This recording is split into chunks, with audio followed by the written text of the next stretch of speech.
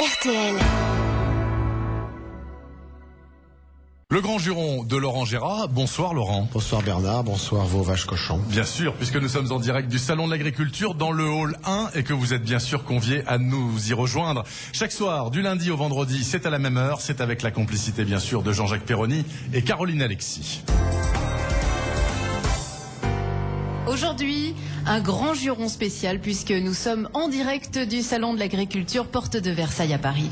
Vous êtes dans votre élément, Jean-Pierre Coff. C'est merveilleux. Ici, au Salon de l'Agriculture, il n'y a que des bons produits. Des bonnes bouses 100% naturelles, du bon fumier fait maison, du lisier made in France qui mériterait une AOC. Et puis c'est le grand retour de la volaille avec des vraies dindes, pas de la dinde de supermarché élevée par la mère de Fontenay, non, de la vraie. Et toutes ces belles vaches, l'abondance avec ses belles cornes, la normande, la montbéliarde. Moi, ma préférée, c'est la vache de Tarentaise, la Tarine. On dirait qu'elle a les yeux faits avec ses grands cils, avec ce regard beaucoup plus doux et beaucoup plus intelligent que les chanteuses de la Star Academy. Dans les vaches rigolotes, on a la limousine, qui est une vache décapotable, la blonde d'Aquitaine, dite femme d'Alain Juppé, et l'Aubrac qu'on a coutume d'appeler Lucie et qui est très résistante. Lucie, Aubrac, je vous laisse un petit moment. Et la Primolstein qui a un nom à jouer dans les films de Sissi. Et des cochonnes, il y en a plein au salon, des cochonnes, avec leur verra couillu, c'est d'une beauté. Et le stand des chèvres, toujours bien propre, bien toiletté, au cas où un escadron de légionnaires viendrait leur faire une petite visite. Mais ici, je peux vous dire qu'on a peur de la visite de Marie-Georges Buffel pour effrayer les bêtes et faire tourner leur lait.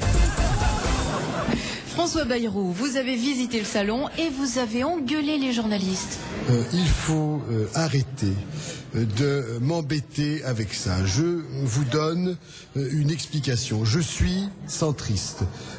Quand les journalistes n'étaient pas là, je les engueulais. Et maintenant qu'ils sont trop là, je les engueule aussi, puisque je vous dis que je suis centriste. C'est simple comme bonjour.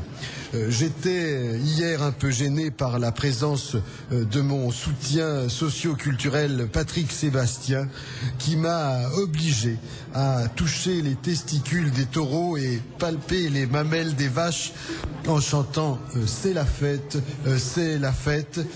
Après avoir liché dans tous les stands de dégustation, il faisait des compositions obscènes avec les saucissons et les rondelles des stands de charcuterie basque. Mais je voudrais vous faire remarquer que je suis le seul, Bernard Poirette, je suis le seul à être allé à Villepinte au salon des machines agricoles, parce que moi, mettre la main au cul des tracteurs, ça m'excite. Bref, je fais un peu d'humour pour détendre, pour faire taire mes détracteurs, je suis allé toucher des tracteurs. Jean-Marie Le Pen, vous avez vous aussi visité le Salon de l'Agriculture. Jawohl. Et ma Janie m'avait dégoté, n'est-ce pas, la panoplie adéquate. J'étais très gentleman farmer, coiffé d'une casquette très british, façon lord anglais de retour de la chasse au renard, blouson en daim et chemise ouverte. J'étais fin prêt. Je dois dire que, n'est-ce pas, tous les ans, c'est une joie de me retrouver au milieu du monde rural. Car comme le disait le bon maréchal, la terre, elle, ne ment pas. Nous avons, n'est-ce pas, arpenté les allées d'un bon pas. En passant devant le stand des volailles, nous avons changé d'allure, nous sommes passés au pas de loi. Pas de loi, volaille. Et j'ai même pris la pose aux côtés de la vedette du salon, la vache Titine, à qui j'ai réclamé d'ailleurs une petite signature, n'est-ce pas? Je cherche après Titine. Ensuite, je n'ai pas failli à ma réputation de franc buveur, dégustant avec joie les produits alcoolisés de notre bon terroir français. Et sans faire de jeu de mots, n'est-ce pas, j'ai bu à l'œil. J'étais chaud comme la braise, j'ai tombé le blouson et j'ai fait mon grand numéro de comique à chapeau, troquant ma casquette Made in England contre un chapeau de cow-boy noir et blanc. L'alcool aidant, j'ai poussé une petite chanson paillarde de mon cru, adaptée à l'événement, un petit père du Panloup.